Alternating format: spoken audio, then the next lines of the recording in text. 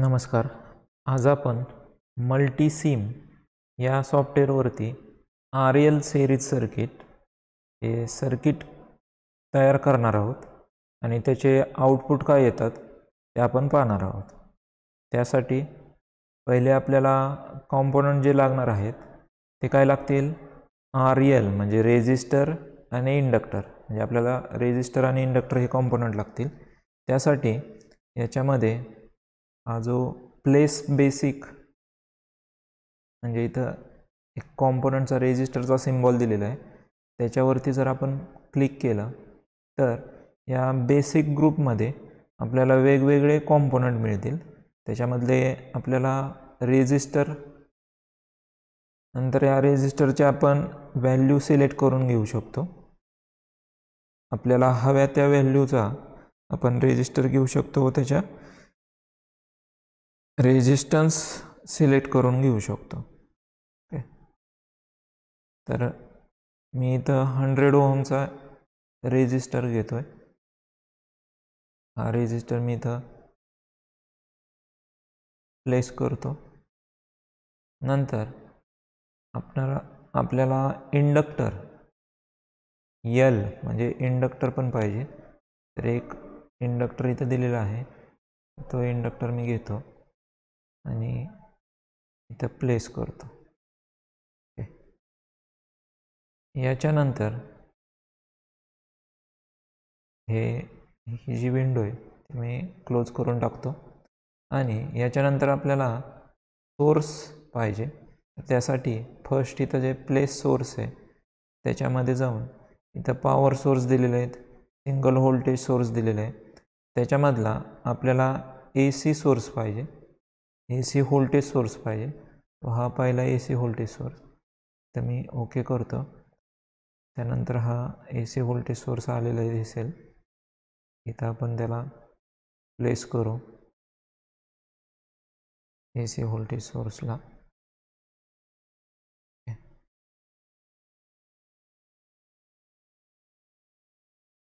नंतर ह्याच्यामध्ये हे आपल्याला ग्राउंड करायचं आहे, त्यासाठी इथं ऑप्शन दिलेले आहेत ग्राउंडचे. त्याच्यामधलं मी ग्राउंड हा ऑप्शन सिलेक्ट केला, ओके, आणि हा ग्राउंड इथं प्लेस केला. आता आपले जे काय व्होल्टेज सोर्स आणि कॉम्पोनंट जे आपल्याला लागणार होते ते सर्व आपण प्लेस केलेत.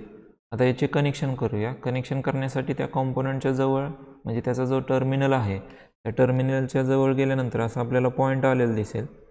त्यानंतर तिथं फक्त एकदा क्लिक करायचं. एकदा क्लिक केल्यानंतर आपण जिकडं जाऊ तिकडं अशी आपल्याला एक वायर आलेली दिसेल आणि जिथं आपल्याला ती वायर कनेक्ट करायची तिथं पुन्हा एकदा जाऊन क्लिक करायचं. ओके, असं सिंगल क्लिकने हे कनेक्शन झालेलं असेल. पुन्हा त्या कॉम्पोनंटच्या एका टर्मिनलला क्लिक करायचं, ज्या कॉम्पोनंटला आपल्याला ते कनेक्ट करायचं तिथं क्लिक करायचं. असं आपण हे सगळे कनेक्शन करून घेऊया.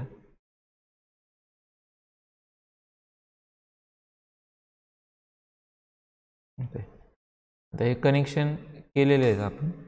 याच्यामध्ये आपल्याला रेजिस्टर आणि इंडक्टर याच्या अक्रॉसचे व्होल्टेज मेजर करायचे आहेत. तर व्होल्टेज मेजर करण्यासाठी इथं आपण प्लेस इंडिकेटर म्हणून आहे त्याच्यामध्ये जाऊन व्होल्टमीटर घेऊया. व्होल्टमीटर म्हणजे H म्हणजे हॉरिझॉन्टल आणि V म्हणजे व्हर्टिकल आहे. आपण H हॉरिझॉन्टल टाईपचा व्होल्टमीटर घेतलेला आहे. इथं व्होल्टमीटर घेतला, नंतर इथं अजून एक व्होल्टमीटर घेतला. ओके, असे आपण 2 व्होल्टमीटर घेतलेले आहेत. हा जो व्होल्टमीटर आहे हा आपल्याला AC साठी पाहिजे, म्हणून इथं DC ऐवजी मोड AC सिलेक्ट केला. नंतर लेबल जे आहे, आता हा व्होल्टमीटर आपण दाखवणार आहे रेजिस्टरच्या अक्रॉसचं व्होल्टेज, त्यासाठी VR आपण म्हणूया.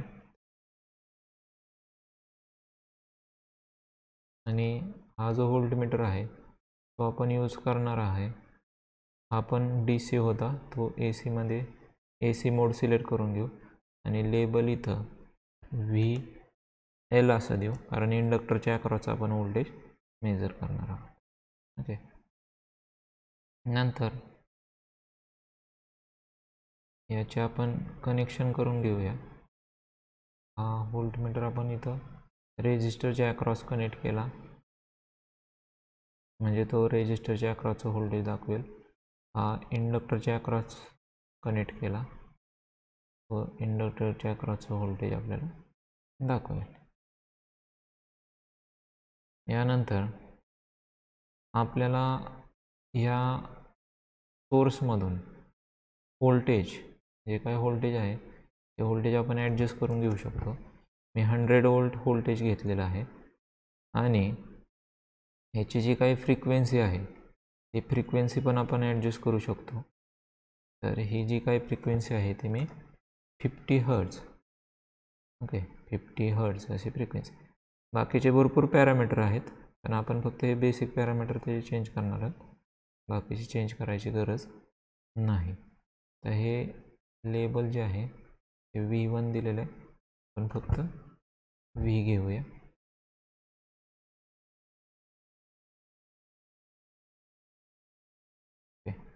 नंतर आपल्याला इथून फ्लो होणारा करंट पण मेजर करायचा आहे. तर त्यासाठी आपल्याला एक ॲमीटर लागेल.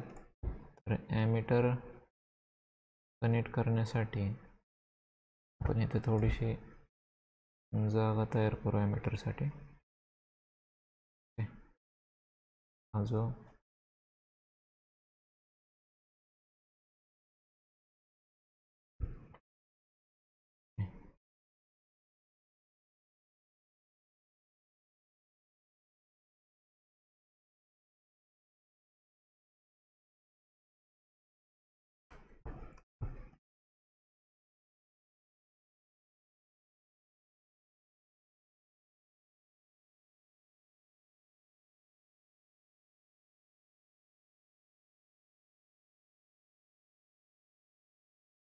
इथं आपल्याला ॲमीटर पाहिजे. तर ॲमीटरसाठी पुन्हा आपण प्लेस इंडिकेटरमध्ये गेलो, तिथं व्होल्टमीटरच्या खालीच ॲमीटर दिलेलं आहे. ॲमीटर आपल्याला आता व्हर्टिकल ॲमीटर पाहिजे, ॲमीटर V. ओके केला, इथं आपल्याला तो ॲमीटर मिळून जाईल, आलेला दिसेल. हा ॲमीटर आपण कनेक्ट करू.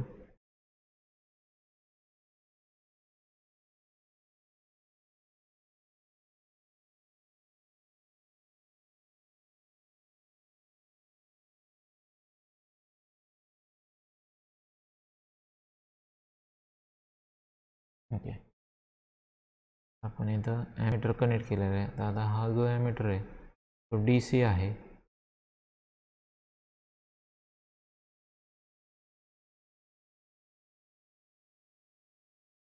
DC नको, आपल्याला AC पाहिजे. आपण AC सिलेक्ट केला. ओके, नंतर हा ॲमीटर, इथं नाव ॲमीटरला U हे नाव आहे. आपण हे करंट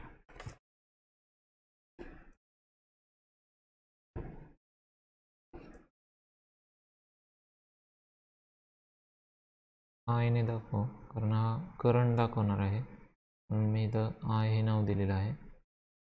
ओके, आणि याला हे सिम्युलेशन आपण रन करूया.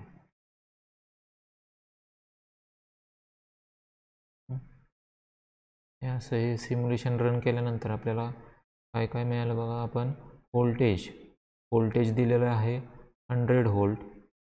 करंट आपल्याला मिळाला 0.707. नंतर रेजिस्टरच्या अक्रॉसचं व्होल्टेज म्हणजे VR आपल्याला मिळालेलं आहे 70 व्होल्ट. तर इंडक्टरच्या अक्रॉसचं व्होल्टेज जे VL आहे ते मिळालं आहे 0.222 व्होल्ट. एवढं आपल्याला ह्या व्हॅल्यू मिळालेल्या आहेत. ह्या असे आपल्याला हे सिम्युलेशनचे व्हॅल्यू मिळाले. आपल्याला एक व्हॅल्यू मिळाली. यानंतर आपण व्होल्टेज चेंज करू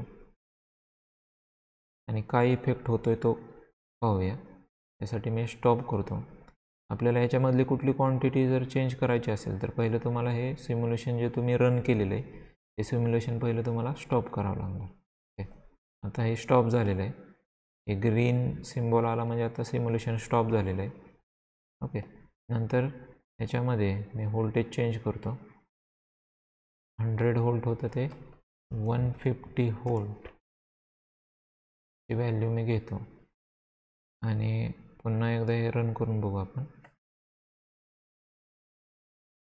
ओके, तर रन केल्यानंतर ह्या चेंजेस झाले. आपल्याला करंट मिळाला 1.061, व्होल्टेज मिळालं 106.065 रेजिस्टरच्या अक्रॉसचं, आणि इंडक्टरच्या अक्रॉसचं व्होल्टेज जे आहे ते 0.333 व्होल्ट एवढं मिळालेलं आहे.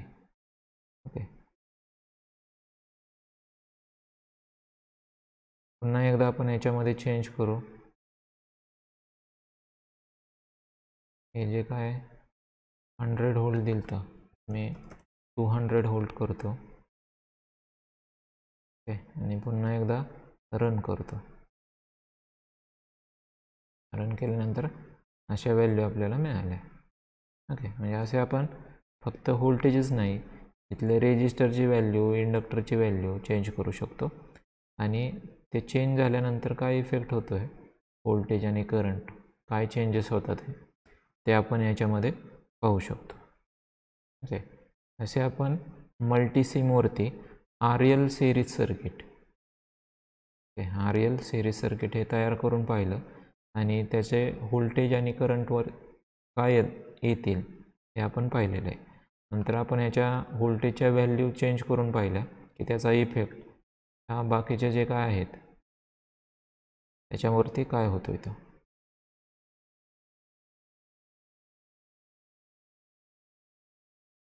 बाकीच्या जे काय व्हॅल्यू आहेत त्याच्यावरती काय इफेक्ट होते तो आपण पाहिला.